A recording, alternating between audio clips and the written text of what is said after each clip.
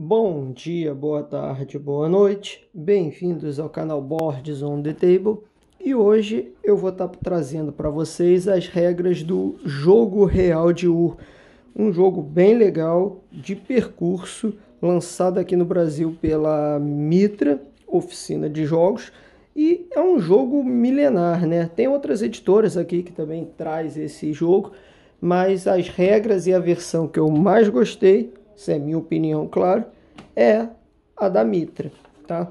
Preço bastante acessível, jogo bem interessante. Muitos dizem aí que é a inspiração por o Gamão, né? Então é um jogo de percurso que data de mais de 2.500 anos antes de Cristo. Então é um jogo bem antigo. Vou falar um pouquinho da história dele rapidamente. Ele vem com um livrinho de regras aqui, introdutório, né, como jogar de forma bem rápida, um pouco mais sobre a história dele, e aqui dentro a gente já vai abrir e vou mostrar para vocês os componentes, e aí sim vai ter um livro de regras, que também o jogo é simples, é uma regra bem curtinha, bem legal. Então, o Jogo Real de Ur é um jogo sumérico que foi descoberto pelo arqueólogo inglês Sir Leonard Woolley durante as escavações feitas entre 1922 e 1934 na região onde se encontrava o cemitério real da cidade antiga de Ur. Nem tudo sobre esse jogo é conhecido, inclusive o próprio nome, por isso que ele é chamado de Jogo Real de Ur, em referência ao local onde foi encontrado pela primeira vez. Como eu tinha dito antes, ele é considerado inspirador do Gamão e já no século XX do Banco Imobiliário. Apesar de eu achar que tem pouca semelhança com o Banco Imobiliário, né? Tem um pouquinho também de Ludo, lembra um pouco do Ludo, que é outro jogo milenar. E, segundo a Bíblia, Ur é a cidade natal do patriarca Abraão e já era um importante centro urbano no terceiro milênio antes de Cristo.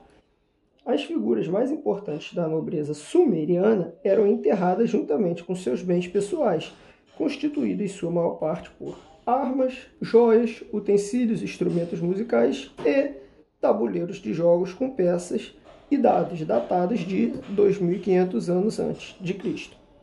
Isso demonstra a importância do jogo na sua época. Sabe-se que os tabuleiros ainda estavam em uso no século I ou II a.C., pois arqueólogos descobriram as regras na forma como era jogado naquele momento em inscrições cuneiformes encontradas em placas de argila. Isso já datado já de 177 a 176 a.C. Então, vou estar abrindo aqui, essa foi uma breve história sobre o jogo. Como foi dito aqui, pouca coisa sabe do jogo, então ele tem algumas variações de regras, de regiões para regiões, de como que ele é explicado.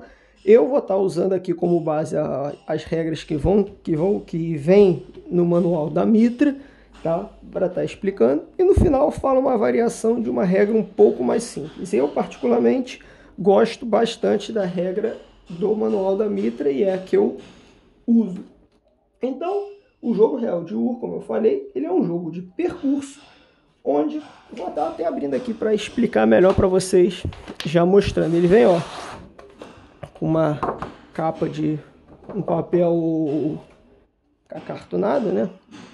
E o jogo, ó, uma madeira MDF, com uma qualidade muito legal. Gostei desse desenho aqui, bem antigo, bem legal. Um elásticozinho.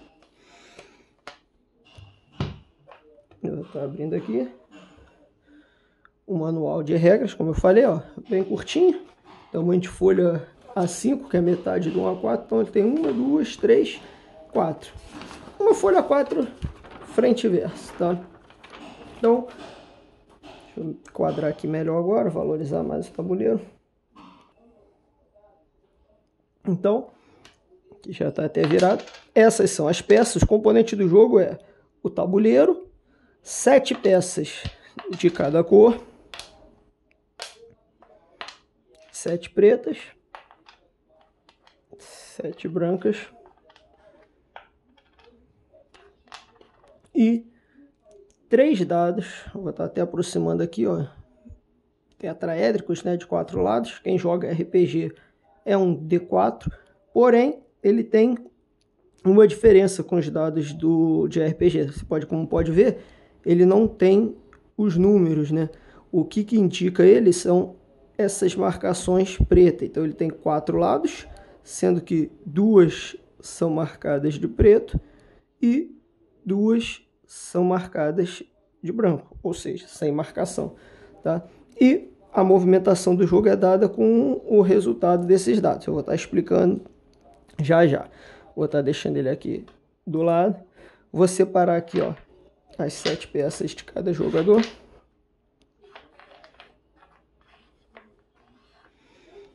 E qual o objetivo do jogo? Então, o objetivo do jogo, como eu falei, é um jogo de percurso, assim como o gamão. Então, o objetivo do jogo é entrar, cada jogador ele tem uma entrada e uma saída diferente e compartilham a linha central. Então, o jogador vai lançando esses dados, eu vou explicar aqui como que a gente vê os resultados, e aí ele vai ter que introduzir a sua peça no tabuleiro, fazer esse percurso, virar aqui, seguir até o final, voltar aqui e chegar até a casa de Roseta, que isso indica que, isso indica que o jogador pode retirar essa peça de jogo. E vence o jogo aquele que conseguir tirar primeiro as suas 7 peças. Eu vou até botar para esse lado, que é aqui para dizer que ele entra, e aqui vão ser as peças que saíram. E o primeiro jogador a fazer isso, a conseguir tirar suas 7 peças, vence a partida. Então, eu vou estar aqui agora explicando alguns detalhes de algumas casas. Pode ver que cada uma tem detalhes separados. Então, primeiro de tudo, antes de explicar os detalhes da casa, eu vou explicar como funciona o lançamento dos dados. Então, o jogador, ele lança os dados e ele vai lançar esse dado várias vezes e o resultado é dado da seguinte forma. Se aparecer 3 marcações escuras na parte superior do dado, isso indica que o jogador ele tem 2 opções. Ou ele pode pegar uma peça já no tabuleiro e mover 5 espaços, ou ele pode pegar uma peça que está fora de jogo e colocar na primeira casinha de jogo. Se cair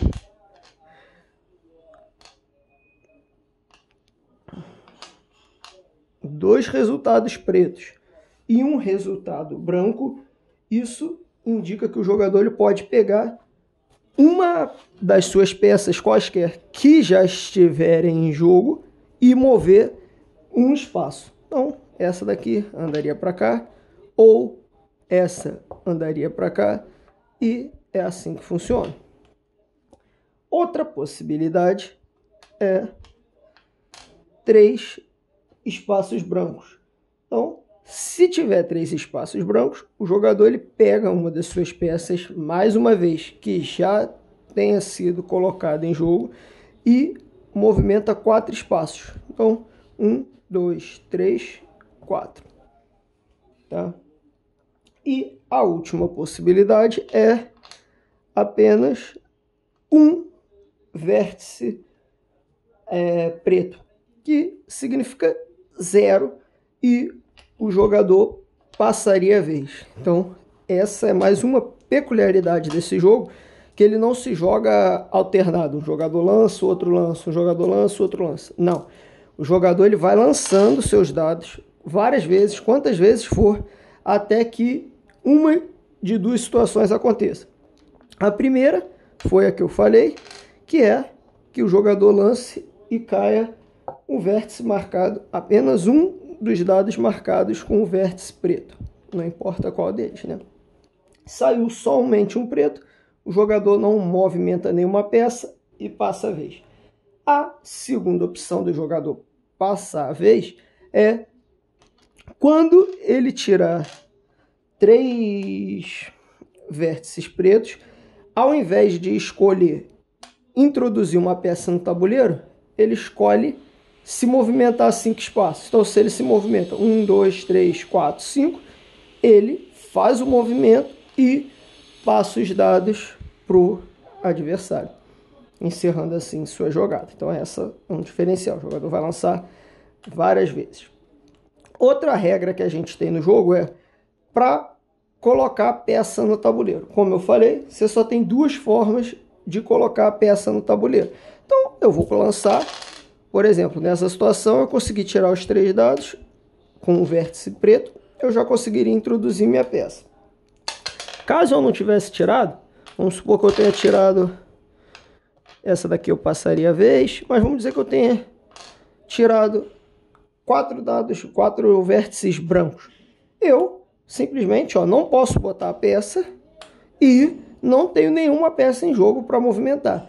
Também não tirei um lançamento com um vértice preto. Então, eu não passo a vez e também não posso me movimentar. O que eu faço? Eu vou continuar lançando os dados até que ou eu seja obrigado a passar a vez pelo meu lançamento, ou eu introduzo a peça e continuo jogando, movimentando a peça até que eu movimente 5. Então, essa é a forma de introduzir peça no tabuleiro. A segunda forma, que agora a gente vai ver, é utilizando os símbolos do tabuleiro. Toda vez que o jogador cair numa casa de roseta, ele pode colocar uma de suas peças no tabuleiro, na casa inicial. Tá? Então, essa é a funcionalidade da roseta. Tá? Segundo símbolo que conta aqui para movimentação é as casas duplas, que são esses símbolos aqui. Tá? Sempre que o jogador parar nesse espaço, ele vai, vamos dizer que ele esteja aqui, e eu lancei, verdade, aqui, e eu tirei, sei lá, tirei 2 vértices pretos e um branco. Eu vou movimentar uma, nada acontece, fiz um outro lançamento, tirei isso, que me movimenta uma casa. Caí na casa dupla. O que acontece quando o jogador cai na casa dupla? Ele pega a mesma peça e movimenta a quantidade de espaços que fez ele chegar nessa casa. No caso aqui, foi 1. Então, pegaria minha peça e movimentaria 1 para frente. Se, no caso aqui, eu tivesse tirado 3 vértices pretos, 1, 2, 3, 1, 2, 3, 4, 5, e tivesse aqui, no caso aqui, na casa de 4 olhos, eu poderia ter escolhido colocar a peça ou movimentar a minha. Então, vamos dizer que eu movimente 1, 2, 3, 4. Na verdade, eu estaria aqui, me desculpe, contei errado. 1, 2, 3, 4, 5. Caí nas casas duplas. Então, eu vou movimentar essa peça de novo, 5 espaços. 1, 2, 3, 4, 5. E como eu escolhi movimentar, né, eu passo a vez para o adversário. Então, mais uma casa que a gente descobriu para que serve é as casas duplas. E a última casa é a casa dos olhos. Essa casa ela também é bem interessante porque ela tem um efeito negativo, como se fosse um take dead do jogo, para você mesmo. Então, toda vez que o jogador cai na casa de 4 olhos, o que ele faz? Se o outro jogador já tiver uma peça em jogo, não importa onde, o adversário ele se movimenta 4 espaços. Então, vamos dizer que tem aqui, esse jogador entrou no jogo, e o adversário vai movimentar qualquer uma das peças. No caso aqui, nessa opção, ele só tem uma, ele vai movimentar 4 espaços. 1, 2, 3, 4. Eu ainda não passaria a vez, porque eu não escolhi movimentar 5 espaços, botei uma carta e continuaria jogando e fazendo meus movimentos. Então, a casa de 4 olhos, ela faz o adversário se movimentar 4 casas. Tá? E agora a gente vai falar sobre captura de peças.